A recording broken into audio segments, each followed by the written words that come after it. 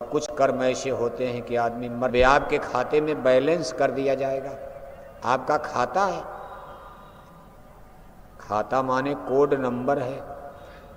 जितने जीव जगत में यहाँ आए हैं सबका जैसे मोबाइल नंबर आप देखते हो, जैसे बटन दबाया वहीं घंटी बजेगी, इसी तरह हर जीवात्माओं का गाय में कितने बैल में कितना, कुत्ता में बिल्ला में, कौन आत्मा कहाँ किस जन्म में कहाँ, सबका कोड नंबर चल रहा।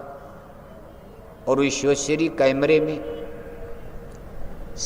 ऐसा भयंकर इतना विशाल कैमरा, पूरा ब्रह्मांड उसमें नजर आता। जब से आप यहाँ आए हो इन्हीं के पीछे का रिकॉर्ड खत्म हो गया। पीछे का रिकॉर्ड खत्म होता तब तो जल्दी मुक्ति मिल जाती। पीछे वाला भी चलता रहता, बीज में बीज, कली में कली, अंकुर में अंकुर। जैसे एक पेड़ की डाल काटो 10 कंछे निकल जाते हैं, एक कर्म के भुगतान में कई कर्म बन जाते हैं। इस तरह से कर्मों का सिलसिला समाप्त ही नहीं हो रहा। और जब तक कर्मों का सिलसिला समाप्त न हो जाए तब तक अब आप यहां से जाने। क्यों भाव साहब सो रहे हैं? का केवल आप ही कुर्सी पर बैठे हैं, पूरा फील्ड में सो भी जाएंगे अभी, ये लगता है। जब तक ये कर्मों का सिलसिला समाप्त न हो जाए अब कोई नहीं जा सकता। सच्ची बात है, कोई जा ही नहीं सकता। कितना कोई पिंगल पड़े, अपने देश अमर लो सतलोक, कोई आत्मा जा ही नहीं सकती, स्वयं उनको आना पड़ेगा। इसीलिए समय समय पर आते हैं और आकर के यहाँ अलग जगाते, भाई चलो यहाँ से निकल चलो, आप अपने वतन चलो, अपने देश चलो। लेकिन कोई जाने को तैयार है नहीं। आप भी नहीं तैयार हो, इतने दिन से सुन रहे हैं, कोई नहीं तैयार, किसी की इच्छा ही नहीं। कहा महाराज ठीक है, कह दिया जाए आज सतलोक का दरवाजा खुल गया, चलो रात में आज। तो आप ही कहने लगोगे अरे महाराज जरा साल भर का मौका दे दीजिए, अगले साल मेरे नाती की शादी, जरा नाती की बहू देख लूं। एक बुढ़ा जर्जर आदमी चारपाई पर सड़ रहा, उसे भी कहो दादा मरोगे, वो भी कहेगा नहीं नहीं अभी इच्छा तो नहीं है, इच्छा नहीं है। ये संसार कितना गजब का मोह सकल व्याधिन कर मूला, ऐसी गिल्टी ग्रंथि। एक बार भगवान जोगेश्वर श्री कृष्ण अपने परम मित्र उद्धव के साथ ऐसे जंगल से गुजर रहे थे। उद्धव ने कहा केशव आप काल ब्रह्म पुरुष हो, एक जीव एक ब्रह्म कहावत, ये सारी आत्माएं यहाँ भटक रही हैं, आप अपने देश ले चलो, इनको जन्म मरण के फंदे से निकालो। भगवान श्री कृष्ण ने कहा उद्धव निकालना तो चाहता हूँ, लेकिन जब कोई चलने को तैयार हो तब तो। ये केवल कथा सुन लेते हैं लेकिन इच्छा नहीं बनाते, और जब तक इच्छा नहीं बनेगी हम ले नहीं जा सकते। तो उद्धव ने कहा अरे महाराज क्यों नहीं चलेंगे? तब तक सामने एक सूअर दिखाई पड़ा। भगवान श्री कृष्ण ने कहा देखो ये सबसे गंदा जानवर सूअर है, दिन भर टट्टी खाता, बड़ी इसकी दुर्दशा हो रही। आदमी की बात छोड़ो, आप जाओ इस सूअर से कहो कि चलोगे स्वर्ग वैकुंठ, मुक्ति मिल जाएगी, हम चलो। उद्धव बेचारे गए, सूअर से कहते भाई देखो ये भगवान योगेश्वर श्री कृष्ण है, आपको स्वर्ग वैकुंठ ले जाना चाहते, आप चलने को तैयार हो जाओ। तो सूअर ने कहा भाई हम तो जानते, नाम तो सुना है कि ब्रह्म योगेश्वर, काल ब्रह्म योगेश्वर श्री कृष्ण है, स्वर्ग वैकुंठ ले जा सकते, लेकिन महाराज आप जाकर भगवान श्री कृष्ण से पूछिए इनके स्वर्ग वैकुंठ वहाँ टट्टी खाने को मिलेगी कि नहीं मिलेगी? टट्टी? उद्धव ने कहा टट्टी? अरे कहा जहाँ टट्टी रहेगी वही तो मेरा अमृत वही है। अब सूअर को टट्टी के अलावा मिठाई अच्छी लगेगी? सूअर का भोजन ही वही है। उद्धव ने जाकर के कहा केशव, भगवान के ने कहा उद्धव सूअर ने क्या कहा? अरे कहा केशव, सूअर ने कहा भाई हम चलेंगे तो चलो ठीक, लेकिन भगवान श्री कृष्ण ने कहो कि उनके स्वर्ग वैकुंठ में टट्टी मिलेगी कि नहीं खाने को, तो भगवान श्री कृष्ण ने कहा उद्धव यही तो बात है। सकल जीव सारी आत्मा इसी तरह कहीं न कहीं फंसी हैं, कोई कहीं फंसा कोई कहीं फंसा, कोई न कोई ये शर्त लगा देते, सब लोभ और मोह की गिल्टी और ग्रंथि में ऐसे बंध गए। बंधे तुम गाढ़े बंधनान, फांसे तुम गाढ़े बंधनान, पहला बंधन पड़ा देह का, दूसर तिरिया जान, तीसर बंधन पुत्र का जानो, चौथा नाती मान, नाती के फिर नाती होंगे, तो फिर कहिए कौन ठिकान, चौड़र पचरर सतरर रसरी, बांध लिया तुम बहुबित तान, सुख संपदा और हाट हवेली, आय बिछाया बहुबित जाल, मरे बिना तुम छोड़त नाही, जीते भर देते नहीं कान, संत सदगुरु बहु समझावें, उनकी बातें एक न मान, अब कैसे मुक्ति बने तुम्हारी, अब भरमो 84 खान। महात्माओं ने अंत में फैसला सुना दिया कि हम तो समझाते समझाते थक गए, अब हम चले, ये जगह सुनने मानने को तैयार नहीं, अब भरमो 84 खान। जहाँ गिल्टी वहीं फंसो, जहाँ आशा तह बाशा, मोह सकल व्याधिन कर मूला। जीवन भर जिस चीज से मोह किया, जिस चीज में लगाव रखा, जिस चीज में बंधन रखा, जिससे ज़्यादा प्रीति प्यार किया, मौत के समय वही चीज नाचने लगी, उसी समय प्राण निकल गए और वहीं जाकर पुनर्जन्म हो जाता। इसीलिए कहा मोह शकल व्याधिन कर मूला। इसलिए महापुरुष अपने सत्संग वचन के द्वारा धीरे धीरे समझा समझा कर हमारे मोह के बंधन को, जितने गिल्टी है इसको गलाना चाहते हैं, बंधन को तोड़ना चाहते हैं, बंधन की गांठ को। जैसे खूंटे में बंधी गाय, रस्सी में पैर में बंधी है, गले में लगी है, खूंटे में है, अपनी सीमा के बाहर वो कैसे जा सकती। ऐसे माया ने इस संसार जगत में इतने बंधन, एक दो होता तब तो छोड़ देते, अनेक बंधन। आदमी कहा भाई चलो हम शादी नहीं करेंगे, स्त्री करेंगे नहीं। ऋषि मुनियों ने सोचा जब स्त्री बंधन है, कभी हम शादी करेंगे नहीं, रहे बांस न बजे बांसुरी। कहा हम राजपाट, राजाओं ने कहा चलो हम राजपाट छोड़ देते। महात्मा बुद्ध, गोपी चंद, भर्तृहरि, बड़े बड़े चक्रवर्ती सम्राट नरेशों के राजकुमारों ने अपने किले महल छोड़कर जंगल चले गए। कहा जब बवाल ही है, ये बंधन खत्म। रोज रोज सोचने की क्या, चलो हम सब छोड़ दे रहे। सोने चांदी के गहने पहनने वाले फक्कड़ बन गए, फटी पुरानी गुदड़ी पहनकर जंगलों में फकीर बन गए। चित्तौड़ की महारानी मीरा ने चित्तौड़ का किला महल त्याग कर और देखो गुरु रविदास के चरणों में जाकर पग बांधे घुघरू नाची मीरा। मीराबाई को दीवानी मीरा कहा जाने लगा। पागल, दीवानी माने पागल, जमाने ने पागल कह दिया, पागल। और मीराबाई ने कहा हेरी मैं तो प्रेम दीवानी, मेरा दर्द न जाने को, दर्द की मारी बन बन डोलूं, दर्द मिला, दर्द की मारी बन बन डोलूं, वैद मिला ना को। मेरे जो दर्द है इसका कोई वैद नहीं मिलता। मीरा की प्रभु पीर मिटे जब वैद संवलिया हो, खोजत खोजत संत रविदास मिले मोर सतगुर, देने सूरज शहदानी। लेकिन सब लोग सब कुछ त्याग किए, लेकिन बात जंगल में गए वहां भी वही चीज। ऋषि मुनियों को देखो, मान ने सम्मान ने, माया ने वहां भी पटका। तमाम ऋषि मुनियों की कथा कहानी सुनते हो, घर परिवार छोड़ दिया, शादी ब्याह तक नहीं किया, लेकिन श्रृंगी को भृंगी कई डारेस। नारद के पीछे पड़ गए पछार, पूजा करत गोरख जी को लूटा, निबरिस को लूट लिया, हलवा खिला। बड़े बड़े ऋषि मुनि ज्ञानी ध्यानी सबकी मट्टी पलीत कर दिया, सबको माया ने पतित बना दिया। धोबी न इधर के रहे, न घर के रहे, न घाट के रहे। जंगल में चले गए, साधु बन गए। न घर के रहे, न गृहस्थी के रहे, न घाट के रहे, न साधु, न संन्यास, न इधर है न इधर है। कहने का मतलब यह है कि बहुत ही क्रूर जाल में, क्रूर भयंकर, कोई दया माया नहीं है।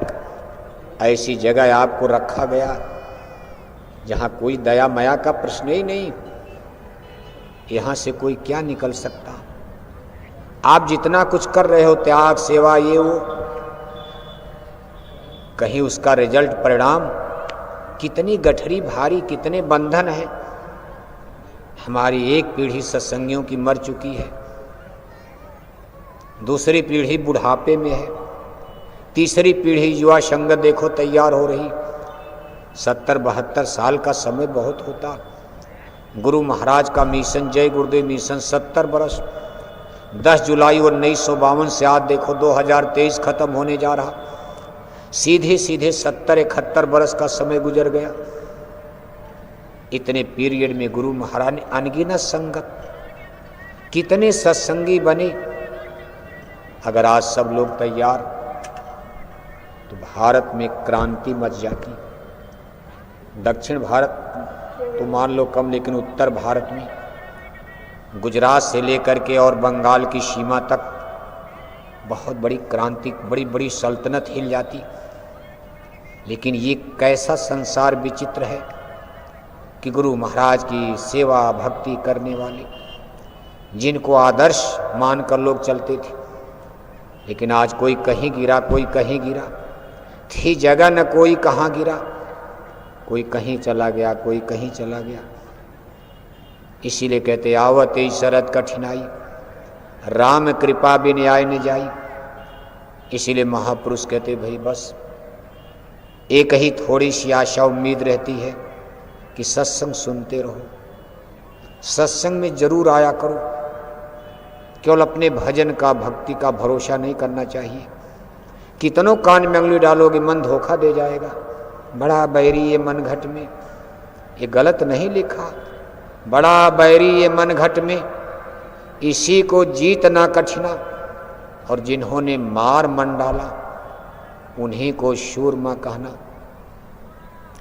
कभी सबसे बड़ा संसार में शूरवीर वही है जिसने अपने मन का दमन कर लिया। कहा तीर तुपक से जो लड़े, सो तो वीर न होय। माया तज भक्ति करे, सूर कहावै सोय। सच्चा सूरवीर वही है। अरे बंदूक से लड़ना, तीर से लड़ना, तुपक से लड़ना, गोली खा लिया, फांसी पर चढ़ गए, काम खत्म। लेकिन मन नहीं मरता। जिसने मन को मार डाला, जिन्होंने मार मन डाला, और इस मन की सबसे बड़ी गिल्टी जिसको मान और अभिमान कहा जाता।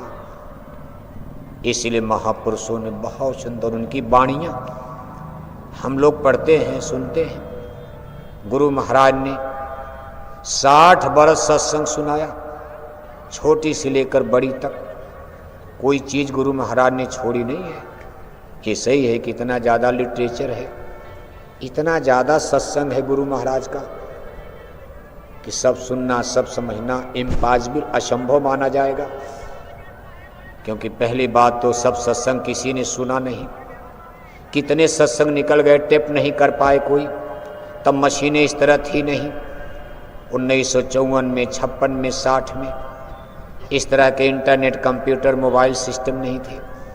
गुरु महाराज ने कब क्या कहा, कोई भी सत्संग में ऐसा हमारा सत्संगी भाई बहन नहीं जो दावे के साथ कह दे कि हमने 60 बरस का गुरु महाराज का एक एक वचन सुना, समझा। कोई सुना भी तो बीच में मर गया, कोई बीच में आया आगे मर गया, कोई 2 दिन सुना 2 दिन गायब कर गया। लेकिन फिर भी गुरु महाराज के वचन वाणी को कोशिश की गई कि देखो लिपिबद्ध करने की, किताबें बनाकर, पत्रिका बनाकर, कहीं कैसेट बनाकर कि भाई लोगों को आगे, आज नहीं समझ में आ रहा आगे समझ में आ जाएगा। वही चीज़ आपके सामने गुरु महाराज ने सुना, नहीं समझ में आई। आज जब आप उन सत्संगों को पढ़ते हो, सुनते हो तो कुछ रोचक लगते, कभी कभी ऐसा होता समझ में आने लगता। लेकिन सुनना चाहिए और हर समय सुनते रहना चाहिए। बहुत बड़ी चीज है ये सत्संग। कभी ये मान सम्मान की गिल्टी, कहा कंचन तजना सरल है, सरल त्रिया कने, मान बड़ा ईर्ष्या दुर्लभ तजनिए। कहा कंचन तजिया, किले महल छोड़कर जंगल चले गए। कहा ये भी आसान था। त्रिया माने स्त्री, शादी नहीं किया, ब्याह अगर शादी किया भी तो सुंदर सुंदर राज स्त्रियों को छोड़कर, महारानियों को छोड़कर तमाम राजकुमार, राजे महाराजे, साधु सन्यासी बने, वो भी आसान था। लेकिन मान बड़ा ईर्ष्या, कहा मान सम्मान, ये गिल्टी सबसे कठोर, सबसे भयंकर गिल्टी, मान सम्मान अहंकार। कहा कंचन तजा तो क्या तजा, मान तजा ना जाए, मान बड़े मुनिवर गले, मान सबन को खाए। कहा कंचन तजा तो समझो कुछ नहीं, चलो थोड़ा त्याग कर दिया। कंचन में सब आ गया, पढ़ाई लिखाई, डिग्री, वहदा, नौकरी चाकरी, रुपए पैसे धन दौलत सब छोड़कर डेरा डाल दिया मथुरा में। बहुत से लोग हैं संगत में, गुरु महाराज के जमाने में नौकरियां छोड़ दी, अच्छी अच्छी नौकरी छोड़कर लोग घर परिवार छोड़कर डेरा डाले रहे। लेकिन फिर भी क्या गजब का काल प्रभु का विधान है, ये मन की गिल्टी गल नहीं पाई, नहीं गल पाती, इसमें किसी का दोष भी नहीं दिया जा सकता।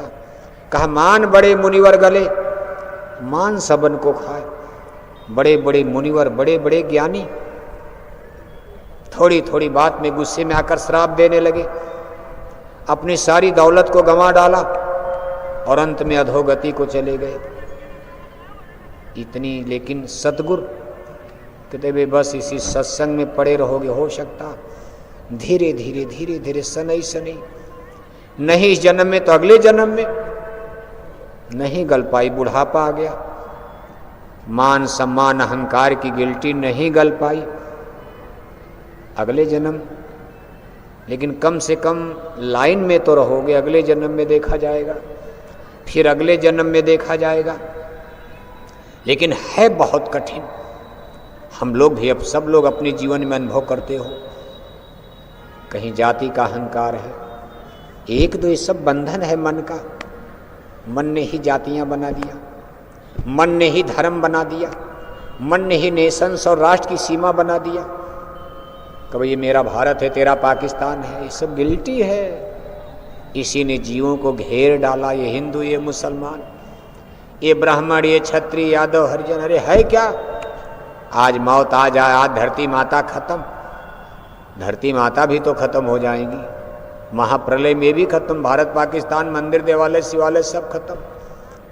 कभी मेरा मंदिर है, तेरा मस्जिद का, ये सब गिल्टी बना दिया, जीवों को ऐसा उलझा दिया घेरे में, कौन निकल पाएगा। इसी को लोग धर्म मानते, इसी को अध्यात्मवाद मान रहे, साइंस ऑफ सोच, थोड़ा मोड़ा गाना बजाना कर लिया, रामायण गीता का, यही सत्संग हो गया। सत्संग किसी को पता ही नहीं चल पाया। कहा सत्संग किसको कहते हैं, वह भी तुम सुन ले, सत्य नाम सत्पुरुष का जहां कीर्तन हो। कीर्तन माने साउंड, आवाज, शब्द होता। कभी जहां आवाज आए, और किसकी आवाज, सतनाम सत्पुरुष की। सतनाम सत्पुरुष की आवाज बीन और बांसुरी है, बजाना नहीं है। घंटे संग की आवाज के ऊपर जहां से सारी यूनिवर्स ब्रह्मांड की रचना हुई, जहां से सारे मसाले निकले, उस कीर्तन को, आवाज को बीन और बांसुरी कहा गया। ये सतलोक अमर देश साउंड है, वेव्स ऑफ साउंड, ध्वनि की तरंगे चली आवाज की। शब्दय धरती शब्द आकाशा, शब्दय शब्द भया प्रकाशा, सगला सृष्टि शब्द के काछी, नानक शब्द घटा घटा छे। इसी ने सारे ब्रह्मांड को, यूनिवर्स को फैला दिया, चटाई की तरफ फैला दिया। और जब ये शब्द सिमटेगा तो सारे ब्रह्मांड को चटाई की तरफ ही लपेट देगा। और ले जाकर भंवर गुफा में सिमटा देगा, वहीं तक महाप्रलय। अब जहां ये सतनाम सतपुरुष का कीर्तन आवाज, उसको सत्संग कहते हैं। यानी जब आपको ये आवाज मिल जाएगी, हमारा देश जन्म मरण खत्म हो जाएगा।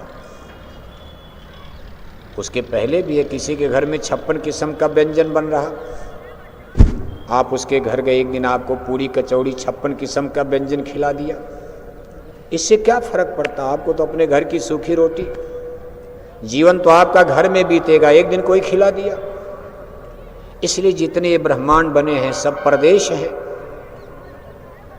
सब आवाजों पर टिके हैं, लेकिन कोई आवाज आपको मुक्त नहीं कर सकती। आपके घर की आवाज बीन बांसुरी है। जिसको सूरत ने, जिस देश को अपने घर को बुलाया, सूरत देश अपना बिशराना, काल देश घर अपना जाना, कहा घंटे संग की आवाज भी आपकी नहीं है, बादलों की गर्जना हो रही है, भी आवाज आपकी नहीं है, तो बीच की है। अगर आपको ये मिल भी गई, ये तो थोड़े दिन के लिए मिल जाएगी, फिर धोखा हो जाएगा। आपका असली घर, आपका असला जिस पर अधिकार है, आपका उदेश अमर देश सतलोक है, वहाँ जो कुछ है सब आपका है। इसलिए उस चीज को पकड़ो, वहाँ चलो। सतपुरुष भगवान, उनकी आवाज वही सत्य, सत हरि भजन जगत सब सपना, सत्य वही है। उस सत्य में विलीन होना, आत्मा सत्य है, शब्द सत्य है। जहाँ महाप्रलय नहीं पहुँचती, सतलोक सत्य है। उस चीज को पकड़ना, सत्संग जो सत्य है, उसका संग माने मिलन, सत्य के साथ आपका मिलन हो गया, सत्संग है। अब इसके लिए प्रक्रिया होती, इसके लिए प्रक्रिया होती। संत महापुरुष वहीं से आकर वचन सुनाते हैं, वर्णात्मक, दोहा में, चौपाई में, सोरठा में, छंद में, हिंदी में, अंग्रेजी में, कविता बनाकर, कविता बनाकर, दोहा चौपाई बनाकर आपको कुछ सुनाया जाए, तो कुछ बताया जाए भाई अपने देश, इसको भी मान लिया जाता कि भाई ये भी सत्संग है। लेकिन कुल मिलाकर लाभकारी, जहाँ सतलोक की चर्चा हो, ब्रह्मदेश की नहीं। ये नहीं को गलत है, सब बीच की मंजिलें हैं, लेकिन अमर देश सतलोक, वहाँ चलने के सिलसिले में जो कुछ भी आप सुनोगे, समझोगे, करोगे, तो ये सब सच्चे सत्संग में आता। बाकी तो दुनिया में सत्संग के नाम पर अब क्या हो रहा, कथा हो रहा, यज्ञ हो रहा, पूजा हो रहा, कर्मकांड। एक काल प्रभु ने कितना धोखा दे दिया, काल दिया जीवन को धोखा, चौथे पद से सबको रोका। चौथा पद अमर लोक सतलोक से सबको रोक दिया, रेजिस्टेंस प्रतिरोध बनाकर बांध डाल दिया। कहा बस यहीं फंसे रहो आप। निर्मल चैतन्य देश का भेद ही भुला दिया। कहा भाई यही पूजा करो आप, अपनी पूजा सब विधि गाई, और जीव चले 84 राही, अपने अपने देवताओं की, अपने शक्तियों की, अपने अवतारों की। यहाँ जन्म दिला दिला करके अलग अलग पंथ बनवा दिया। कहीं मोहम्मद साहब को भेजकर एक अलग धर्म बनवा दिया, ईसा मसीह को भेजकर बनवा दिया, अलग अलग पंथ बनवा दिया। कौन समझाएगा, कौन एग्रीमेंट कराएगा, बताओ आप। किसी धर्म में कहते भाई ये पूजा सही, कहते ये सही। इतना उलझाव पैदा हो गया। अगर आज दुनिया में केवल एक धर्म होता तो संतों महापुरुषों को समझाने में कितनी आसानी होती। कोई धर्म कहते हैं वेजिटेरियन लाइफ सिस्टम, दुनिया के ज़्यादा धर्म कहते हैं नॉन वेजिटेरियन लाइफ सिस्टम। शाकाहारी धर्म की जगह मांसाहारी धर्म ही खड़ा कर दिया, तमाम लोग उसी गलीज में गिर गए। अब उनको आप क्या समझाओगे। इसलिए काल दिया जीवन को धोखा, उनको बखेड़ा करना था। अब ऐसे रहट चक्र में जंजाल से कोई क्या निकलेगा। सतलोक की बात तो छोड़ो, अब इनको शाकाहारी बनाना ही कठिन हो रहा। शुरुआती फंडामेंटल प्रिंसिपल जो आधार, मूल आधार है धर्म का, अध्यात्मवाद का, शुद्ध शाकाहारी जीवन शैली, इस पर लाना ही कठिन नजर आ रहा। फिर इनसे आप कहोगे भाई ये पूजा मत करो, ये करो, शब्द सही है। शब्द की धार को पकड़ो सूरत शब्द योग, सूरत को शब्द कोई धो जोड़ो री सूरत नाम से। इस चीज़ को ये समझने वाले हैं। वो पीपल में भगवान मान रहे, पत्थर में ही भगवान मान रहे, वहाँ तक भी चलो कुछ गनीमत है, लेकिन कम से कम शाकाहारी तो बन जाते, नरक से बच जाते। एक दो दिन भी सत्संग में आ जाते तो अगला जन्म मनुष्य का मिल जाता, किसी जन्म में संत मिल जाते। लेकिन उन्होंने तो अपना अधोगति का रास्ता पकड़ लिया, मांसाहारी बन गए। क्या करोगे आप?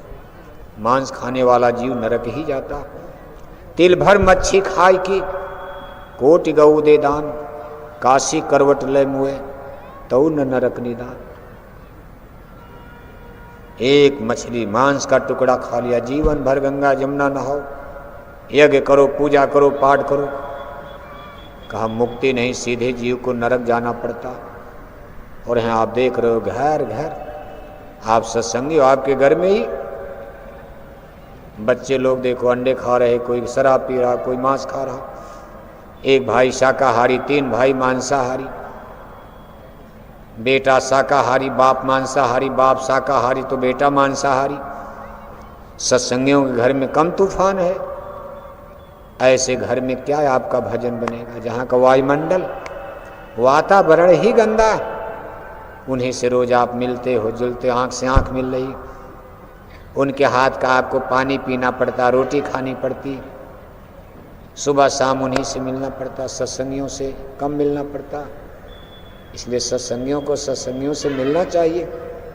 कहा बार बार कर जोर कर सबिनो करूं पुकार, साध संग मोहि देव नित परम गुरु दातार। साधु सत्संगी जब सुबह सोकर उठो तो गुरु महाराज से प्रार्थना किया करो कि हे गुरु महाराज, आज दिन डूबते डूबते सोते सोते कम से कम 2-4 साधु, साधु माने सत्संगी से बड़ा साधु कौन? जिसके घट में नाम की दौलत है, जिसके अंदर नाम का अमोलक बीज मंत्र गुरु महाराज ने डाल दिया हो, चाहे बाहर से कितना बुरा हो, लेकिन बहुत भाग्यशाली है। पुण्य पुंज बिन मिलन शंता, सत्संग संसित करंता। संत डारिया बीज घट धरती जह जीव के, को समर्थ होय जो जा रहे उस बीज को। कछु काल के बाद वह बीजाय अंकुर गहे, जब जब आवें संत अंकुरी उन संग लगे। ये नाम का बीज अमर बीज होता, और जगाहे बगाहे जहाँ पड़ गया ये कभी जल नहीं सकता, मिट नहीं सकता। नहीं जन्म में असर किया, किसी किसी जन्म में असर करेगा। जैसे आप जमीन में बीज बोते हो, मिट्टी में पानी नमी नहीं है, बीज उसी में पड़ा है, थोड़ा पानी वर्षा निकल जाता।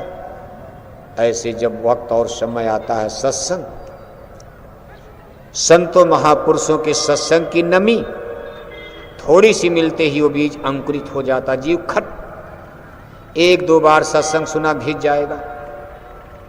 ये पूर्व जन्म के संतों महापुरुषों की मेहनत, उनकी शरण में जो जीव लगते इस जन्म में नहीं कुछ कर पाए, लेकिन अगले जन्म में देखो खट लग जाते। ये नाम का प्रताप होता। और सबसे बड़ी चीज ये होती, ये नाम जो संतों के द्वारा जीव को मिलता, यही वो दौलत है जो जीव को कभी नरक नहीं जाने देगी। नरक जाने का सवाल ही नहीं। बाकी तो थोड़ी भी गलती में अगर सत्संगी गलती भी करते तब भी नरक नहीं जाते। आश्चर्य होता। तमाम आप सत्संगियों को देखते हो, आज कितने लोग अपने गुरुद्वारे से दूर होकर अपने गुरुद्वारे का ही अपमान करते हैं। कितने सत्संगी आप देखते हो 10-10 साल 20-20 साल खूब सेवा की, और जाने के बाद फिर चले गए, गलत संगत में चले गए, फिर गांजा पीने लगे, मांस खाने लगे, शराब पीने लगे। सत्संग में भी आते लेकिन गलतियां कर जाते। अब कितने लोग तो छोड़ छाड़ करके चले ही गए, खान पान भी अशुद्ध कर दिया। अब उन जीवों का क्या हाल होगा? कहा उनको भी नरक नहीं जाना, थोड़ी बहुत सजा, सजा तो थोड़ी बहुत, 84 के कुएं में डाल दिया, फिर निकाल लिया। जस तस 84 से काढ़ा, नर देही में फिर ले डाला। थोड़ा सा 84 के कुएं में डाला, इसके बाद निकाल करके फिर मानव जन्म में लाया जाता, और अगले जन्म उनसे फिर भजन भक्ति में। ये विधान कॉन्स्टिट्यूशन बना हुआ, इसमें हमारा आपका कोई जोर अधिकार भी नहीं, कोई कुछ नहीं कर सकता। जैसे कभी कभी सोचा जाता हमारे तमाम सत्संगी भटके, क्या इनको बहुत बड़ा अपराध सजा मिल जाए? नहीं मिलेगी। देखो एक बड़ा सुंदर दृष्टांत आता, डेरा ब्यास पंजाब, राधा स्वामी मिशन का आश्रम, बाबू सावन सिंह जी महाराज उस समय गुरु गद्दी पर विराजमान थे। उनके जमाने में उनका एक शिष्य भक्त, बहुत अच्छे सेवादार, आश्रम में बड़ी अच्छी सेवा करते थे बहुत। उस जमाने में अंग्रेजी जमाना था, अंग्रेजों का राज।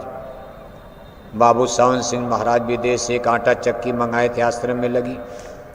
उस जमाने में हाउस के कोई मिस्त्री कारीगर जल्दी चला ही नहीं पाते थे, अंग्रेजों का राज था। लेकिन ये इतने बढ़िया सेवादार कि आटा चक्की भी उसको भी सीख लिया। फिर धीरे धीरे गुरु के प्यारे बन गए कुटिया में उनके, और आना जाना सब सामान ये वो, इन्हें कुल मिलाकर गुरु के बहुत खास हो गए। एक दिन एक देखो घटना घटती है, किसी प्रेमी से उनका आश्रम में कुछ कहा सुनी झगड़ा होने लगा, और गुरु महाराज के सामने हो गया। गुरु महाराज वहीं बैठे हैं। उस प्रेमी ने उनको बड़ा भला बुरा थोड़ा अपमान किया। उनको इस बात को लेकर बड़ा रंज हुआ, इसलिए नहीं कि उसने क्या कहा, सबसे बड़ा उनको झटका लगा कि गुरु महाराज कुछ नहीं बोले।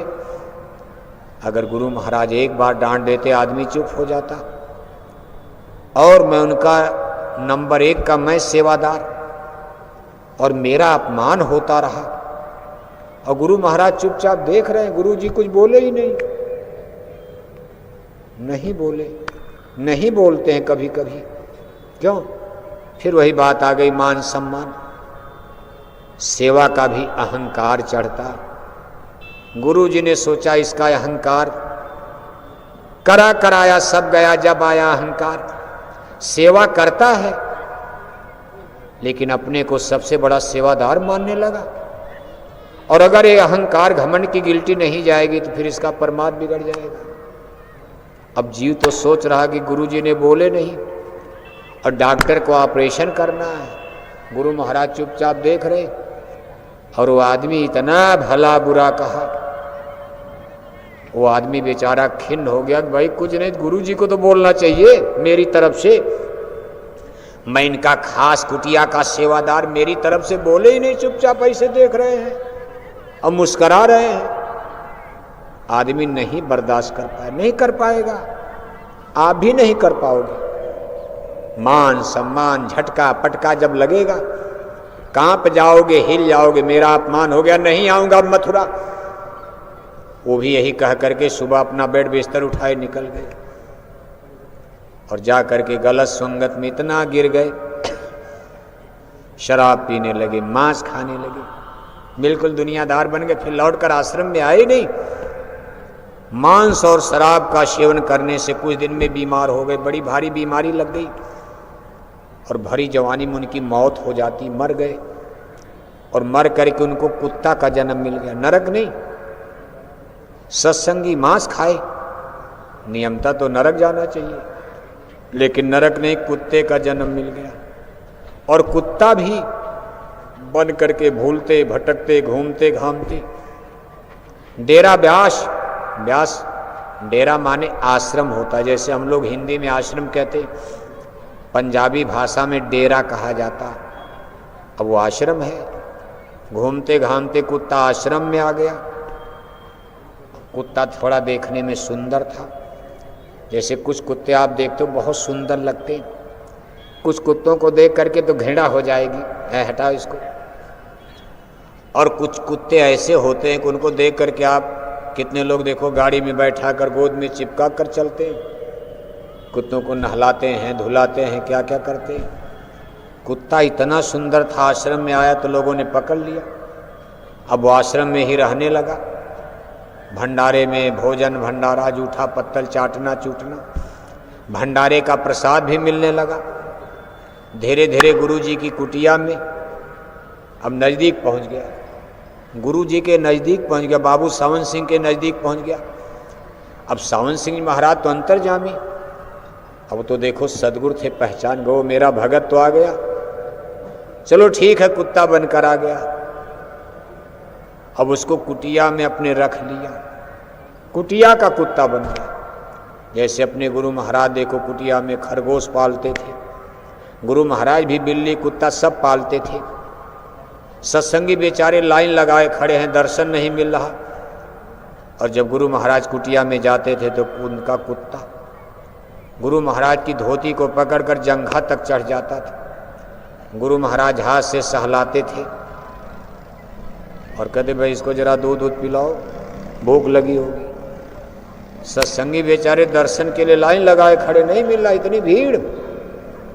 और कुत्ता का भाग देखो, कुटिया में उनकी धोती पहन के यहाँ तक पकड़ के चढ़ जाता था, बिल्ली म्याऊं म्याऊं करके आती थी। ऐसा होता है।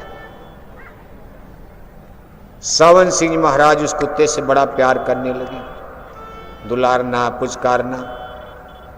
अब वो कुटिया का कुत्ता बन गया। सावन सिंह महाराज उस जमाने में एक कार खरीदे थे सत्संग उत्संग में जाने के लिए, बहुत पुरानी बात। उस जमाने में कार मोटर लेना बहुत बड़ी बात, अंग्रेजों का राज था, जिसमें दादा गुरुजी महाराज का शरीर 1948 में छूटा। इसी 1948 में बाबू सावन सिंह महाराज का भी शरीर छूटा, और इसी 1948 में आगरे में राधा स्वामी महाराज की गुरु गद्दी पर बाबूजी महाराज का भी शरीर छूटा। 3 महान पुरुष, और ये तीनों राधा स्वामी मिशन के थे। राधा स्वामी जी महाराज का नाम तो आप जानते हो। अब नाम तो उनका था शिवदयाल सिंह जी महाराज। ये खत्री बनिया घर में पैदा हुए थे, हिंदू। खत्री माने छत्री, जैसे बाप दादे लड़ाई लड़ते थे छत्री, बाद में लड़ाई उड़ाई वाला मलट्टी वाला काम छोड़ दिया। अगली पीढ़ी ने कहा भाई मलट्टी वाला काम ठीक नहीं, चलो अब हम लोग बनिया का काम करेंगे, बिजनेस। जब बिजनेस में लग गए तब उनको खत्री बनिया एक नई जाति बन गई, खत्री यानी जो छत्री। अब वो बनिया का काम बिजनेस दुकान करने लगे, और ये लोग इधर पंजाब की तरफ से पाकिस्तान की तरफ से आकर के इनके बाप दादे आगरे शहर में आबाद बस गए थे। पन्नी गली, वहीं राधा स्वामी महाराज ने अवतार लिया, जन्म लिया, यानी शिवदयाल सिंह जी महाराज का अवतार हुआ, जिनको आगे चल करके राधा स्वामी महाराज के नाम से, राधा माने आत्मा, स्वामी माने परमात्मा। राधा स्वामी नाम तो कुल मालिक का उन्होंने गाया, लेकिन महाराज जी का नाम था शिवदयाल सिंह जी महाराज। इनके 3 परम शिष्य हुए हैं। एक बाबा जयमल सिंह, ये पंजाब के सिख सरदार थे, मिलिट्री में रहते थे अंग्रेजों के ज़माने में, फौज में। दूसरे बाबा गरीबदास, ये बिल्कुल सन्यास आश्रम में थे, शादी ब्याह नहीं किए थे। ये हिमालय में तपस्या कर रहे थे, बाद में आगरे चले आए। पहले तो हठ योग किया, लेकिन जब राधा स्वामी जी महाराज गुरु रूप में आगरा में मिल गए, तब ये नाम कमाई, शब्द कमाई में लग गए, रास्ता सही मिल गया। पहले जोगी बन करके हिमालय में हठ योग किया करते थे। और तीसरे एक थे हुजूर महाराज जी, राजसाली ग्राम साहिब, अंग्रेजों के ज़माने में पोस्ट मास्टर जनरल पीएमजी। जब हिंदुस्तान के लोग कम पढ़े लिखे थे उस ज़माने में, पोस्ट मास्टर जनरल यूपी, यानी पूरे उत्तर प्रदेश के पोस्ट मास्टर जनरल, इतने बड़े अधिकारी थे ये 3 लोग। तो देखो, राजसाली ग्राम साहिब को आगरे में प्रचार के लिए लगा दिया उन्होंने। बाबा जयमल सिंह को पंजाब भेजा, चूँकि वो सिख थे। पंजाब के सिख लोग मांस और शराब में गिर रहे थे, गुरुओं की शिक्षा का अपमान हो रहा था, गुरु नानक, गुरु अंगद जी महाराज का। तो राधा स्वामी महाराज ने कहा, भाई सिख हैं लोग, आपकी बात सुनेंगे, आप सिख हो, उनको जाकर बताओ भाई गुरुओं ने तो शाकाहारी धर्म का संदेश दिया। इन्होंने जाकर के ब्यास दरिया के किनारे, ब्यास नदी के किनारे आश्रम बनाया, उसी का नाम डेरा ब्यास। कभी आप जाओ, जालंधर अमृतसर के बीच में, बहुत सुंदर आश्रम, देख करके आपका दिल गदगद हो जाएगा, इतना सुंदर बनाया। क्योंकि बहुत पुराना आश्रम, बहुत दिन से बन रहा। अब अपना आश्रम एरिया में तो बड़ा है, लेकिन अभी अपना आश्रम तो धीरे धीरे डेवलप कर रहा। इसकी कुल उम्र ही बहुत कम, और वो तो सैकड़ों बरस पुराना, कई पीढ़ियों से बन रहा। बहुत सुंदर सेवा, सेवा का भाव सीखना चले। बड़े बड़े पंजाब के सिख सरदार एक एक ट्रक और गल्ला भेजते हैं, लेकिन कहते भाई नाम मत लिख, पता नहीं किसका आ गया। आश्रम में ट्रक में गल्ला उतर गया, चली गई ट्रक, पता नहीं उस पर किसने भेजा। और आकर के लोग सबका जूठा बर्तन, सत्संग में सबके जूठे जूते चप्पल धो साफ करने की क्या परंपरा वहाँ, सेवा भाव, ये सब क्यों? कि दीनता आ जाए, गरीबी, छोटापन, मान सम्मान की गिल्टी गल जाए, यही तो गलाना है।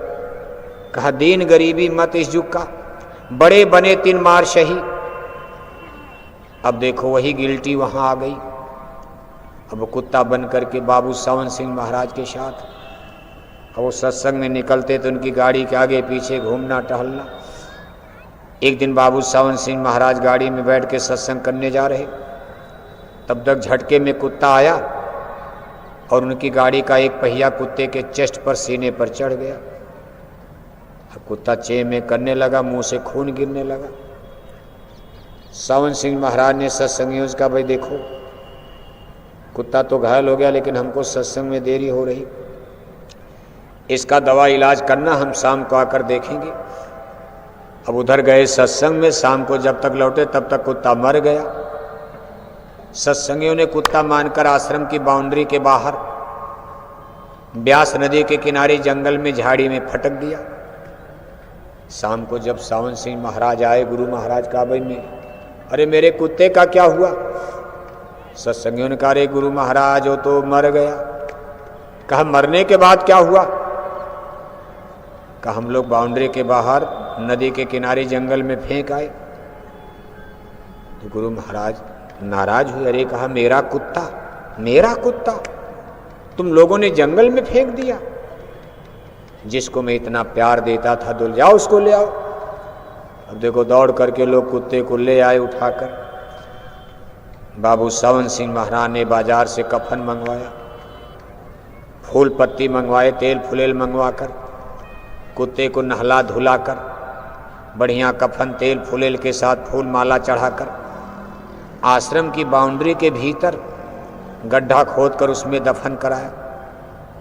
और इसके बाद वहीं बैठ करके जैसे आप गम मनाते हो, अपने रिश्तेदार नातेदार कोई मरता, लोग चिता पर बैठ करके आंसू बहाते, जिसको कहते भाई मातम पोशी। अब गुरु महाराज वहीं बैठ करके कुत्ते की कब्र पर थोड़ी देर मौन रहते, फिर मनहोश होकर दुखी हृदय से कुटिया में आते। प्रेमी सब देख रहे। शाम को लोगों ने पूछा, गुरु महाराज अब जो उनके लोग बोलने वाले सब तो पूछ नहीं पाएंगे, कोई प्रेमी जो उनसे बराबर बातचीत करने वाले भाई पूछ लेते हैं। जैसे अपने गुरु महाराज से सब लोग बात नहीं कर पाते थे, लेकिन कोई कोई लोग खूब बात करते थे। गुरु महाराज जी अगर चाहें तो बात कर ले, नहीं तो लोग कांप ही जाते थे। आप पूछने जाते थे बातें भूल जाती थी, 4 बात पूछनी 3 तो भूल ही जाते थे, तब तक एक ही बात नहीं हो पाता। तो किसी ने पूछा, गुरु महाराज एक कुत्ते के लिए इतना बड़ा, हमारे तमाम सत्संगी मरते हैं, आपने तो कहा भाई ठीक है किराए का मकान है चलो जला दो, और एक कुत्ते के लिए आपने इतना बड़ा दुख भी व्यक्त कर दिया। तो बाबू सावन सिंह महाराज ने कहा, भाई वो कुत्ता मामूली नहीं, अरे मेरा वही प्यारा भगत सेवादार। जब उन्होंने नाम खोला पर्ची कि वही सेवादार, तो उस जमाने के तमाम सत्संगी मौजूद थे। कुछ तो नए थे, नहीं जानते थे, लेकिन कुछ तो जानते थे। अरे कहा, मेरा वही पुराना भगत जो आटा चक्की चलाता था, जो मेरी कुटिया में इतनी बड़ी मुस्तैदी से सेवा करता था, यहाँ से झगड़ा करके नाराज होकर जब गया तो गलत संगत में पड़ करके उसने दुर्व्यसन, गंदी आदतें पकड़ लिया, मौत हुई, कुत्ता बन गया। लेकिन कुछ नहीं तो मेरी सेवा किया, मेरा भक्त था, मैंने उसको नामदान दिया, इसलिए मैंने उसको 84 के कुएं से निकाला और मैं उसको मानव जन्म दूंगा, दिलाऊंगा, फला जगह मिलेगा, फला गांव में सत्संगी के घर में। इसके बाद वो मेरे अब संगत में अपने माँ बाप के साथ आएगा। जब थोड़ा सयाना हो जाएगा मैं इसको फिर नाम दे करके जगाऊंगा, संगत में सेवा में लगाऊंगा। अब की बार वो आश्रम छोड़कर नहीं जाएगा, कितनों कोई डांटेगा, फटकारेगा, क्योंकि उसके अहंकार की गिल्टी अब गल गई। बहुत भोग लिया, कुत्ता बनकर बहुत दर्द भोग लिया, गिल्टी गल गई, इससे बड़ी बेइज्जती क्या होगी, कुत्ता बन गया। और मुझको उसको पार करना है। कहने का मतलब ये है, ये मान और सम्मान, गरूर गुमान, यही आज जीव के लिए बहुत घाटे का सौदा हो रहा। इसलिए महापुरुष कहते, भाई आप ये मत है, दीन गरीबी मत इस युग का, नानक नन्हा होए रहो जैसे नन्ही दूब, और घास जर जाएगी दूब खूब की खूब। बड़े बने 3 मार सही, बड़े बनने पर मार, आपके हित के लिए मार माने कोई सजा नहीं, हित के लिए, इस गिल्टी को गलाने के लिए मान सम्मान की। और जब तक ये गिल्टी ग्रंथि गल न जाए, कैंसर है, जैसे शरीर में गिल्टी है कि डॉक्टर कहता है जल्दी ऑपरेशन कराओ, अगर कहीं गिल्टी सड़ गई, फूट गई, कैंसर बन जाएगा, बचोगे नहीं। इसलिए काम, क्रोध, लोभ, अहंकार एक गिल्टी है, टैंक है, उसमें पॉइजन जहर भरा। ये छोटे छोटे छोटे छोटे ट्यूब हैं, उसमें जो जहरीले रसायन भरे, काम, क्रोध, लोभ, मोह, अहंकार, इनको निकालना पड़ेगा, नाम की अग्नि में, भट्टी में जलाना पड़ेगा, भस्म करना पड़ेगा। और नाम को प्रकट करने के लिए नीचे से सत्संग तो सुनना पड़ेगा। बिनु सत्संग विवेक न होई, नहीं समझ पाओगे, ज्ञान नहीं हो पाएगा, मूर्ख बने रह जाओगे, अज्ञान में रह जाओगे। बिनु सत्संग विवेक न होई, अच्छाई का, बुराई का, सत्य का, असत्य का, नीति का, अनीति का, धर्म का, अधर्म का, इसका अलग अलग डिवाइडेशन, डिस्ट्रीब्यूशन कैसे करोगे आप? कहा बिनु सत्संग विवेक न होई, राम कृपा बिन सुलभ न सोई। इसकी कितनी बड़ी महिमा। कहा तात स्वर्ग अपोर्ग सुख, धरिय तुलाई के अंग, तुलय न ताहि सकल मिल, जो सुख लव सत्संग, लव मात्र का सत्संग। अभी तो बड़ी ऊंची बात कर दिया, शब्द भजन की बात हो रही। अब ये सत्संग तो भजन से संबंधित है। एक चिंगारी भी आवाज की साउंड के अंदर में भजन बन गया। अब वो तो अलग सत्संग है, भजन सूरत का शब्द से मिलना, संग करना। लेकिन ये नीचे का भी कितना, नीचे से ही तो ऊपर चलोगे आप। इसलिए कहते भाई समय निकाल कर सत्संग में आओ, है तो कठिन, इसमें भी मन रेजिस्टेंस, प्रतिरोध डालेगा। आवत ही शरत कठिनाई, राम कृपा बेन्याय न जाई। बहुत बंधन है, बाधा है, गृह झंझट नाना जंजाला, जे अति दुर्गम शैल विशाला, करिय कष्ट आवे जो कोई, आवत नींद जुड़ाई हुई।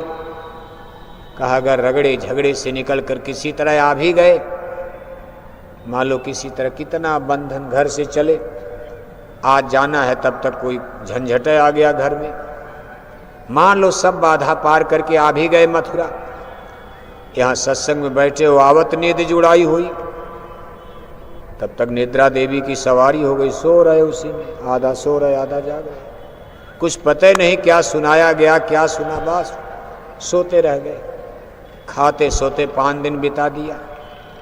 ये सब देखो महापुरुषों की वाणी, गलत नहीं लिखा। सत्संग में नींद आती है, उस तरह लेक्चर देते रहोगे बैठे रहोगे नींद नहीं आएगी। सत्संग में आ जाओगे नींद आ जाएगी। गाना बजाना नौटंकी पिक्चर सुनते रहो, कथा कीर्तन ढोल मजीरा हो रहा नहीं, लेकिन सत्संग में 10-20 मिनट कितने लोग सोने लगते हैं। कहावत नींद जुड़ाई हुई, फिर भी कहते भाई छोड़ना मत, पड़े रहो दरबार में धक्का धुक्की खा। एक न एक दिन धीरे धीरे सब कर्मों के अनुसार होता, धीरे धीरे सफाई हो जाएगी, निर्मलता आ जाएगी, पवित्रता आ जाएगी, और ये मन की गिल्टी भी धीरे धीरे गल जाती, समय लगता। देखो एक बहुत सुंदर दृष्टांत आता, अभी तो समय है, देखो मौसम सही चल रहा है। बलक बुखारे के बादशाह शाह इब्राहिम साहब, ये बलक बुखारा ईरान, इराक, अफगानिस्तान की सीमा पर, ये देश की सीमाएं घटती बढ़ती रहती, जैसे भारत से ही टूट के पाकिस्तान बन गया, इधर बांग्लादेश बन गया, बर्मा बन गया, बाकी पहले तो सब भारत ही भारत। ऐसे उस जमाने में जब साहब कबीर साहब ने काशी नगरी में अवतार लिया सदगुरु रूप में, तब एक बलक बुखारा देश, ईरान, इराक, फारस देश जिसको कहते हैं, ये सब सीमा लेकर बलक बुखारा, अफगानिस्तान भारत की सीमा पर पश्चिम की तरफ, पश्चिमोत्तर, यहाँ के मुसलमान बादशाह थे इब्राहिम साहब। लेकिन संस्कार कुछ भाग्य था। एक बार देख रहे सरेआम दरबार में बैठे हैं अपने सिंहासन पर, एक ऊंट के व्यापारी सरेआम महल में प्रवेश करते, बादशाह ने कड़क आवाज में पूछा, कौन हो? हुजूर, मैं ऊंट का व्यापारी हूं। अरे यहां कैसे चले आए मेरे महल में सिंहासन के सामने? अरे कहा, हुजूर मेरा एक ऊंट खो गया है। ऊंट? बादशाह ने कहा, ऊंट खो गया? तो महल में खोजने चले आए? तो देखो उस राहगीर ने कहा, हुजूर सोचा हो सकता है इसी महल में आया होगा। बादशाह को और रंज आया। रे कहा, बेवकूफ आदमी, इस महल में ऊंट आएगा? मेरे इतने चौकीदार पहरेदार सब खड़े हैं, क्या तुमको किसी ने रोका नहीं? तो उन्होंने कहा, नहीं हुजूर, कोई रोका नहीं, मैं धड़ल्ले से चले आया, मुझको लोगों ने देखा, कोई बोला ही नहीं। बादशाह को और बड़ा ताज्जुब लगा। अरे कहा, भाई लेकिन ये ऊंट, यहां ऊंट कैसे नजर आएगा? अब ये देखो साहब कबीर ही थे, अब कहाँ काशी कहाँ बलक बुखारा। आरत अधिकारी जब पावें, गुप्त भेद नहीं साथ दुरावें। ये भी नहीं कि जहाज का जमाना था पहुंच गए होंगे, लेकिन संत सदगुरु कैसे अपने जीवों को, पुण्यात्माओं को कैसे पकड़ लेते हैं। कहा, हुजूर सोचा ऐसे महल में मेरा ऊंट आ गया होगा, मैंने सोचा है जंगल है, माया की बाजार, ये जंगल ही है, माया की बाजार है, खो गया होगा।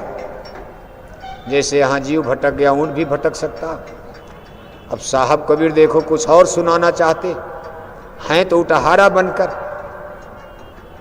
अब बलक बुखारे के बादशाह सोच रहे हैं कि क्या बोल रहे हैं, लेकिन इनके अंदर एक जागृति आ रही, भाई ये तो बात उटहारा की नहीं लग रही, कोई ये तो ज्ञानी नजर आ रहा। तब तक निकल गए वहां से। थोड़े दिन और बीता, फिर राहगीर बनकर और पहुंच जाते रहे। कहा, शाम का समय, कौन हो? मैं एक मुसाफिर हूं। कहाँ आ गए? कहा, एक रात मुझको बितानी। अरे कहा, मेरे महल में रात बिताओगे? अरे कहा, हुजूर धर्मशाला ही तो है, एक रात मैं भी यहाँ बिता लूं। अरे का ये धर्मशाला नजर आ रहा है? ये बादशाह इब्राहिम का राजशाही महल है और बेवकूफ आदमी आप धर्मशाला देख रहे हो। अरे का हुजूर मेरे लिए तो धर्मशाला है। आपके पहले कौन राजा था? मेरे दादा, उनके पहले परदादा, आपके बाद कौन यहाँ रहेगा? आपका बेटा, बेटा के बाद नाती पोता। अरे महाराज धर्मशाला नहीं तो क्या है? जहाँ कितने लोग आए कितने चले गए, आना है जाना है, जहाँ आना और जाना रहता उसको धर्मशाला कहते हैं। हे महाराज ये संसार धर्मशाला है, शराय है। बादशाह को झटका लगा, अरे भाई ये कोई मामूली राहगीर नहीं, ये तो वही आदमी है, कभी उटहारा बनकर आता, कभी मुसाफिर। भाई ये कौन? सोचा कुछ और आगे बढ़कर इनसे शिक्षा लूं, तब तक उड़ गए गायब। सिपाहियों से दौड़कर पूछते भाई वो किधर गए? सिपाही कहते हुजूर हमने देखा ही नहीं, हम किसी को महल में क्यों जाने देंगे। बादशाह को देख झटका लग गया कि निश्चय ही कोई फकीर, कोई महात्मा सिद्ध पुरुष ये तो हमको कुछ ज्ञान देना चाहते हैं। बस यहीं से वैराग्य हो जाता। मुसाफिर खाना, एक बात, जग सराय मुसाफिर खाना है। किला महल सब झूठा है। आज कोई राजा है, कल बन जाएगा, वो चला जाएगा, वो बन जाएगा। बादशाह के अंदर देखो वैराग्य जाग जाता। रे कहा सब झूठा है। एक लाइन का सत्संग और आज अकल बुद्धि का पट्टा खोल दिया। बादशाह ने कहा ना ना सब धोखा है। ऐसे महात्मा बुद्ध जी को वैराग हो गया, आसा इब्राहिम को वैराग्य हो जाता। अपने बेगमों को, किले महल को छोड़कर गुदड़ी पहन लिया और रात के अंधेरे में निकलकर पूरब की तरफ चल पड़े, क्योंकि ये सुन रखा था हिंदुस्तान में फकीर महात्मा बहुत रहते। खोजते खोजते देखो सब होते हुए मथुरा देखा, वृंदावन देखा, ये सब जगह थी उस समय, यही रास्ता था जाने का। बढ़ते चले जा रहे, बढ़ते चले जा रहे, पहुँचते पहुँचते काशी पहुँच गए। ये सब तीर्थ स्थान थे और ऐसा माना जाता तीर्थों में साधु महात्मा मिलते। काशी पहुँचते, वहाँ खोजते खोजते कोई मिल गया, बता दिया हाँ भाई एक कबीर नाम के एक महात्मा रहते हैं, आपके मतलब लायक हैं। वहाँ पहुँच गए। जब कबीर साहब को देखा तो चरणों पर गिर पड़े, रोने लगे। पहचान लिया? अरे कहा यही चेहरा, यही शकल सूरत, मुसाफिर बनकर, उटहारा बनकर मेरे दरबार में, महल में जाते रहे, ये तो वही महापुरुष। साहब कबीर का कोई आश्रम नहीं बनाता, घर में ही, गृहस्थी में ही 2-4 साधु लोग या जो भी आते थे लोग वहीं रहते थे। गरीबी में चल रहा था। सबका भोजन प्रसाद लोई, उनकी धर्म पत्नी लोई माता बनाती थी, उसी में कुछ रूखा सूखा खाकर। सत्संगी या साधु लोग 2-4 तो रोड डेरा डाले रहते थे, सबकी सेवा होती थी। बादशाह वहीं रुके। साहब कबीर ने कहा भाई अब क्या रोते हो, चलो बुला लिया। लग गए सेवा में। अभी नामदान नहीं, पहले तब नामदान नहीं, 6 बरस बीत गया सेवा। लोगों की जूठी पत्तल उठा देना, लकड़ी काट देना, बर्तन मल देना। सत्संगी धीरे धीरे जान, चेहरा मुहरा तो था ही राजा का, भले फटा पुराना पहने थे लेकिन सकल सूरत चेहरा, रुआब, बोली भाषा कड़क, अंदाजा लगता था कोई रईस आदमी। बाद में धीरे धीरे बात तो छिपते नहीं, पता चल गया कि राजा ही फकीर बन गया। भलक बुखारे के बादशाह साधु बनकर यहाँ रहने लगे। तो सत्संगी थोड़ा सम्मान करने, अरे महाराज आप नहीं, हम ये सब काम हम लोग लकड़ी उकड़ी का करेंगे, आप यहाँ आ गए यही बहुत बड़ी बात। जैसे आप भी सोचते भाई कोई मंत्री, मिनिस्टर, MP, MLA हमारे सत्संग में आ जाए, इच्छा होती भाई संगत का रुतबा बढ़ जाएगा कि फला मंत्री, फला मिनिस्टर जय गुरुदेव मिशन में आ गए। अब यहाँ आकर वो लकड़ी काटेंगे या पत्तल उठाएंगे या रोटी बनाएंगे। अरे यहाँ वो आ गए यही बहुत है। आप कहोगे भाई चलो हमारा महाराज काम करवा देना, तमाम लोग उनके पीछे दौड़ पड़ोगे। महाराज हमारा एक सोर्स है थाने में, पुलिस में, कोर्ट में, कचहरी में। अब इतने बड़े देश का बादशाह आ गया, सत्संगी इतने में खुश है, लेकिन उन्होंने मना कर कहा ना ना ना, मैं लकड़ी काटूंगा, बर्तन मलूंगा, क्योंकि मैंने इन हाथों से बहुत पाप किया, बहुत लोगों को मारा है, काटा है, युद्ध किया है, लड़ाइयाँ लड़ी, रुपए पैसे किले महल किले, मैंने कितने को कत्ल कर दिया। मेरे हाथ बड़े पापी हैं, गुरु सेवा में मुझे लग जाने दो, हाथ की रेखाएं खिंच जाएंगी, घिस जाएंगी, मेरे पाप की गठरी मिट जाएगी, इसलिए गुरु दरबार में मुझे सेवा करने दो। और करते रहे कर 6 साल बीत गया। एक दिन लोई माता ने कहा, प्रभु स्वामी, इतने बड़े देश का बादशाह गुलाम की तरह, नौकर की तरह आपकी खातिरदारी 6 साल से कर रहा, अब इस पर हुजूर मेहर कर दीजिए, दया कर दीजिए। साहब कबीर ने कहा, भाई दया तो कर दूं, लेकिन अभी बर्तन गंदा है, अभी अंदर में बर्तन गंदा है, जैसे गंदे बर्तन में दूध को रखो फट जाएगा। लोई ने कहा, महाराज गंदा क्या है, अरे इतना बेचारा दीन बन गया, छोटा बन गया। अरे कभी अंदर में गंदा है, परीक्षा ले लो, बाहर से तो ठीक है, अंदर से गंदा है। कहा कैसे पता चलेगा? कहा जब कल सुबह झाड़ू लगाता है, रोज झाड़ू लगाते थे, तो अपना कूड़ा कचरा डलिया में ले जाकर इसके ऊपर, सर के ऊपर डाल देना, खोपड़ी पर, और आप आड़ में छिप जाना। लोई ने सुबह डाल दिया, बादशाह उठते हैं, लेकिन देखो अंदर की बादशाहत जाग जाती, क्रोध में गुस्से में लाल हो गए। कहा खैर ठीक है, आज तो मैं मजबूर हूं, अगर आज मैं बलक बुखारे में होता तो तेरी खाल खिंचवा लेता। लोई कांप गई, दौड़कर साहब कबीर के पास गई। अरे कहा हुजूर, साहब कबीर ने कहा भाई क्यों कांप? अरे कहा महाराज इतना गुस्से में, सामने पड़ने पर तो। कहा क्या कहा रे? कहा अगर आज बलक बुखारे में होता तेरी खाल खिंचवा लेता, इतनी बड़ी गलती पर।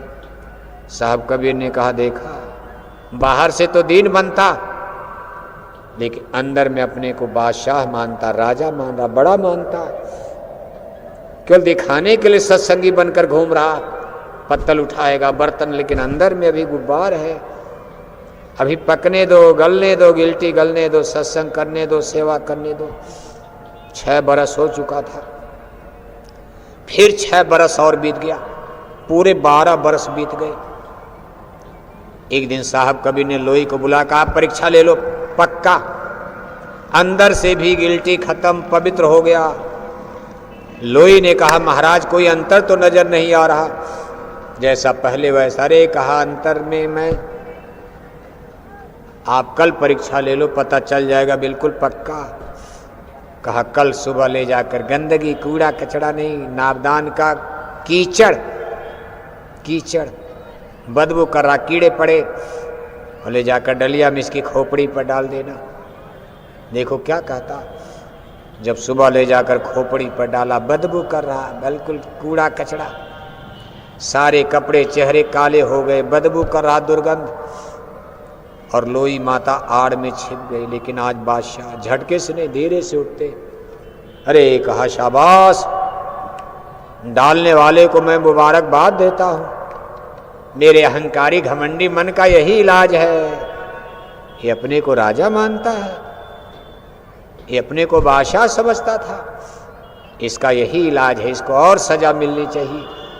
शाबाश, डालने वाले को मैं धन्यवाद देता हूं, ठीक किया आपने। ये तो बाहर के कूड़े कचड़े गंदगी में धो लूंगा, लेकिन मेरे अंदर के कूड़े कचड़े को मेरे सदगुरु ने कैसे धोया होगा, पापों की गठरी कैसे धोई होगी, उसमें कितनी दुर्गंध बदबू गंदगी, मेरे सदगुरु ने मेरे कूड़े कचड़े को साफ कर दिया, मैं धन्यवाद देता हूँ। कुछ नहीं, कौन बड़ा कौन छोटा, आज मैं सब बराबर। अब देखो ऐसी बात दीनता वाली। लोई ने कहा हुजूर वो तो गुस्सा आया ही नहीं उसके अंदर। साहब कबीर ने कहा क्रोध खत्म, उसके अंदर जहर खत्म ही हो गया, अब मैं नाम रसायन डालूंगा। क्रोध का, मान का, अहंकार का रसायन जहर खत्म। अब मैं उसके अंदर नाम रसायन, ये नाम का अमृत मैं बूंद डालूंगा और देखो नामदान दे देते। कहा पक्का है, बर्तन साफ हो गया, अब नाम टिकेगा। और तब जाकर के नामदान दिया। जहाँ इतनी बड़ी निर्मलता आ गई तो भजन बनने में देर लगेगी। थोड़ा ही दिन बीता, सूरत ने शब्द को पकड़ा और बादशाह चढ़ रहे मंजिल दर मंजिल, आवाज़ें मिलने लगी, आगे बढ़ने लगे, सूरत की चढ़ाई होने लगी। अंत में साहब कबीर ने कहा भाई पक्के, अब आपका न मन कुछ कर पाएगा न माया कर पाएगी, जहाँ चाहो जाओ, कहीं भी रहोगे हम आपके साथ, अंग संग, कोई कुछ नहीं। मन माया आपका कुछ नहीं बिगाड़ पाएगी। जहाँ शब्द प्रकट हो गया, जहाँ शब्द की धार प्रकट हो गई, वहाँ ना काम क्रोध सब जलकर भस्म हो जाता। बादशाह बेचारे चले और दजला नदी के किनारे पहुँचे। अपनी राजधानी में, देश में, एक पत्थर की शिला पर बैठकर अपनी गुदड़ी छिल रहे। तब तक उनके वजीर उधर से गुजरे। 12 साल बाद पहचान लिया, बादशाह बादशाह होता। अरे कहा हुजूर, बेगमों को खबर मिली, दौड़ करके रे बादशाह आ गए। अरे कहा हम लोग आपको इतने दिन से ख्वाब गए कहाँ? बादशाह ने कहा बात तो बताओ। अरे कहा हुजूर महल सुना है, सिंहासन खाली पड़ा, चलिए राज करिए। बादशाह ने कहा बेशक चलूँगा। मेरी एक सुई जिससे मैं अपनी गुदड़ी सिलता हूँ इसी नदी में गिर गई, आप यही सुई निकाल कर मुझे दे दो, मैं चलूँगा। बताओ इतने गहरे पानी में सुई कहाँ मिलेगी? वजीर ने कहा, मंत्री ने कहा हुजूर कितनी सुई, सोने की चांदी की सुई। अरे ये सुई क्या चीज़, आपको सब कुछ। बादशाह ने कहा ना ना, मेरी बड़ी प्यारी सुई, वही निकालो। गोताखोर लगाए गए, सारी मेहनत, अब पानी में सुई मिलेगी। सारी मल्टी पावर, सारी ताकत शक्ति फेल, सुई नहीं निकली। बादशाह ने कहा मेरी ताकत देखो, मैं आज कितना बड़ा बादशाह हो गया हूँ। ऐसे इशारा किया। एक मछली अपने मुंह में सुई दबा के आई और बादशाह के चरणों में सुई को रखा और फिर पानी में कूद जाती। बादशाह ने सबसे कहा देखो आज मैं कितना बड़ा बादशाह बन गया। आदमी को कौन कहे, पशु पक्षी जानवर कीड़े मकोड़े मेरे आदेश को मानने को तैयार हैं। जब मैं बलक बुखारे का राजा था तब तो मेरी बगावत होती, मुझे युद्ध लड़ना पड़ता था, कहीं वो दुश्मन कहीं वो दुश्मन। आज मेरा इस ब्रह्मांड में कोई दुश्मन ही नहीं है। आज चिड़िया पक्षी परिंदे मछली तक मेरे आदेश को मान रहे। इससे बड़ी बादशाहत क्या होगी। राजपाट आप करो। अब मैं उस बादशाहत से, नकली बादशाहत से निकलकर मैंने असली बादशाहत को हासिल कर लिया। और बादशाह अपनी गुदड़ी उठाए आगे बढ़ गए। सारी रानियां, सारी बेगमें, सारी सिपाही देखते रह गए। कहने का मतलब यह है कि मन और मान की गिल्टी बहुत बड़ी गिल्टी है। इसलिए प्रेमी भाई बहनों, सत्संग जब तक जीवन है, जब तक आपके हाथ पैर में दम है, जिस दिन गठिया पकड़ लेगा, बात पकड़ लेगा, चारपाई पर गिरने वाले हो, 2-4 साल में आपका खेल खत्म होने वाला। नाती पोता आपको मथुरा नहीं लाएंगे, कोई आपको सत्संग उत्संग में नहीं ले जाएगा। इसलिए जब तक सुहाना समय है, सुन सत्संग पुष्ट हुआ भाई, लोक लाज सब गई नसाई। लोक लाज मान सम्मान ये सब सत्संग से धुल जाएगा। जितने जल्दी जल्दी सत्संग करोगे, लोक लाज कुल कै मर्यादा है गले का फांसी। आगे चल के पीछे हुई बा, हुई है जग में हासी। डगमग छाड़ दे मन बावरा, अब तो जरे बरे बनी आवे रीनी हासी धौरा। पीछे भी नहीं जा सकते, कहाँ जाओगे आप? पीछे जाओगे हुई है जग में हासी, दुनिया ताली बजाकर हंसेगी। इसलिए आगे ही बढ़ो गिरते पड़ते, लुढ़कते पढ़कते जैसे तैसे। आप आगे की तरफ बढ़ते चलो, हिम्मत मत हारना, एक न एक दिन मंजिल आपको मिलेगी। दरबार सच्चा है, रास्ता सच्चा है, नाम सच्चा है, जो रास्ता गुरु महाराज ने दिया सच्चा पक्का। इसलिए प्रेमी भाई बहनों, यकीन विश्वास के साथ आप दरबार में हाजिरी देते रहना।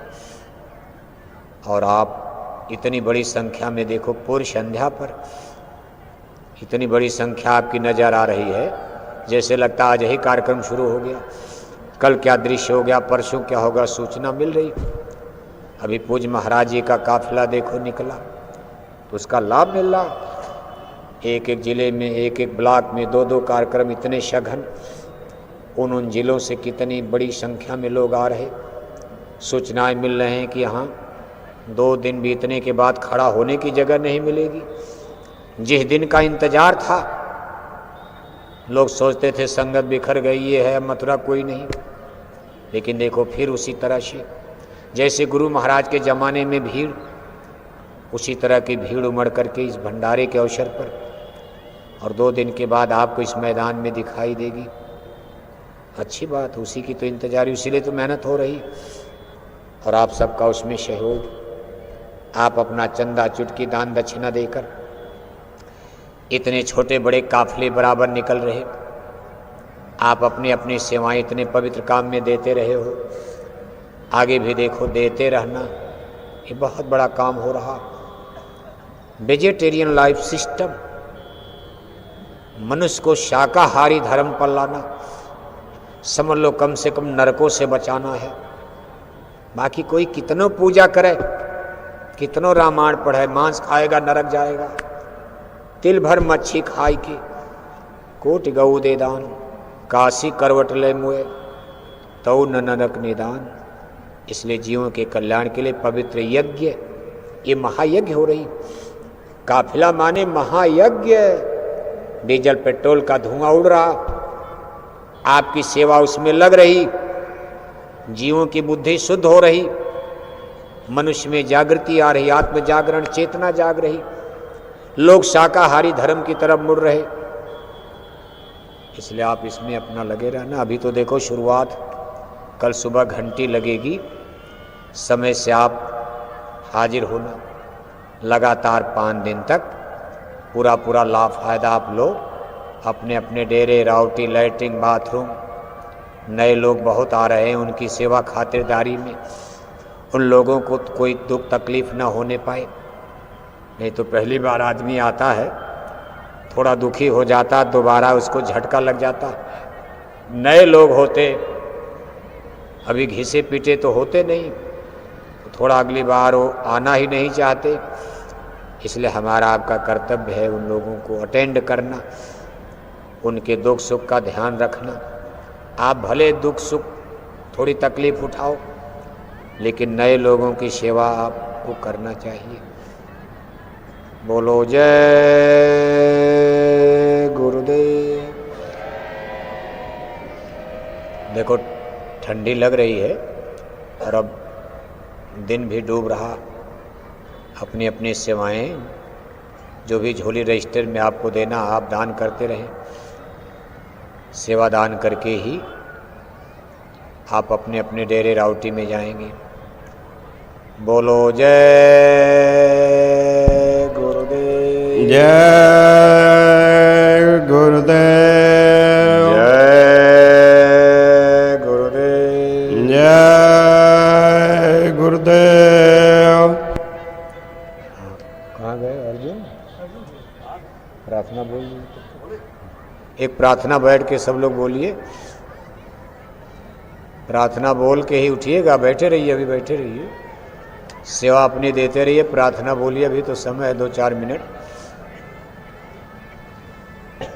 जय गुरुदेव,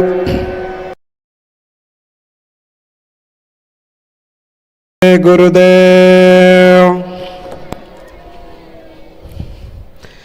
मेरा कोई न सहारा बिन तेरे, सांवरिया मेरे।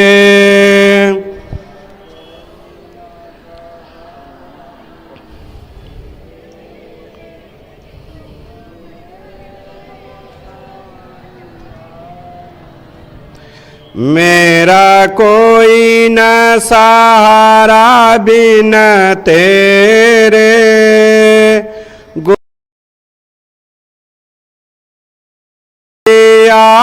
मेरे।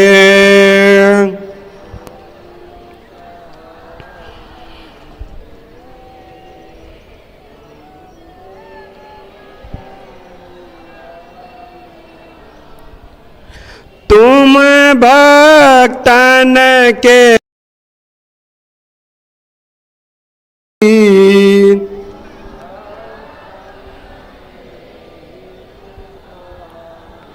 मैं आया शरण तुम्हारा।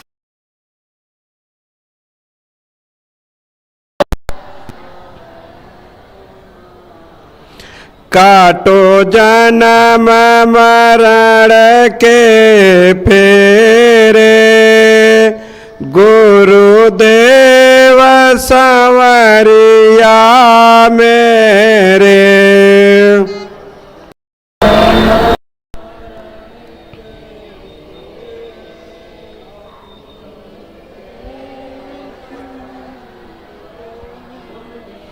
मेरा कोई न सहारा बिन तेरे, गुरिया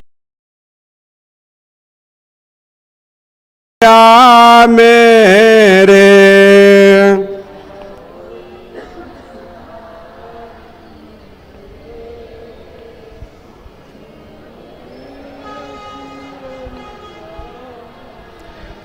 मेरी डोले भंवर बिच नैया,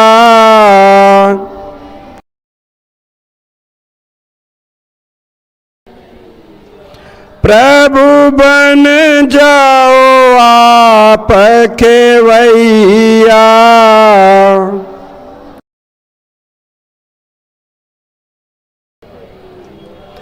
मेरे तुम ही हो साँझ सवेरे, गुरुदेव सांवरिया मेरे।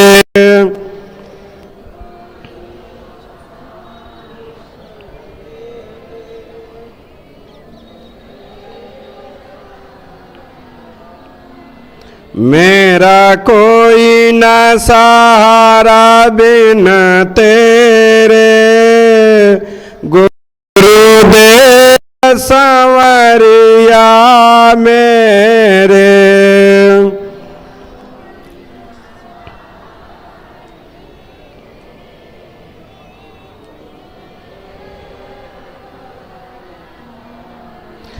तुम युग युग अंदर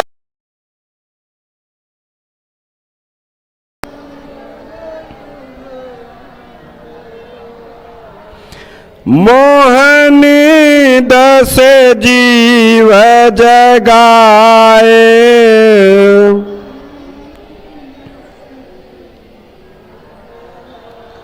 किए दिल के दूर अंधेरे, गुरुदेव सांवरिया मेरे।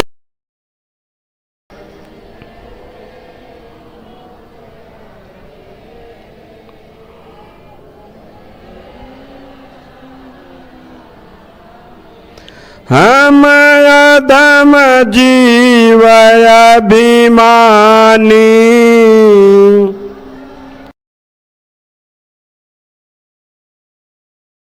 तेरी भक्ति न हमने जानी।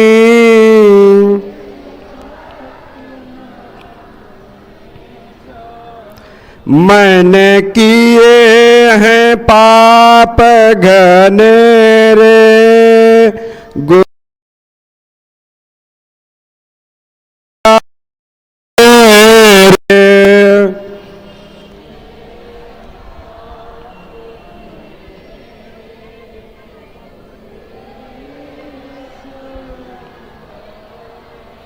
मेरा कोई न सहारा बिन तेरे।